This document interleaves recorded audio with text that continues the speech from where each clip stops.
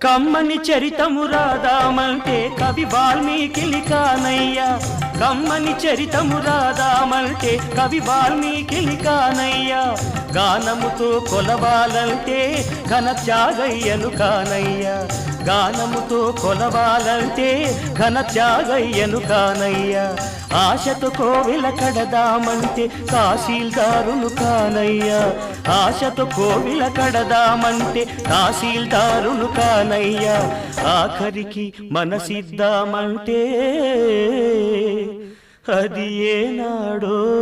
నీదయ్యా ఏమయ్యా ఏమయ్యా ఓ రామయ్యా ఎలా సేవించాలయ్యా నిన్ను ఏమని కీర్తించాలయ్యా ఏమయ్యా ఓ రామయ్యా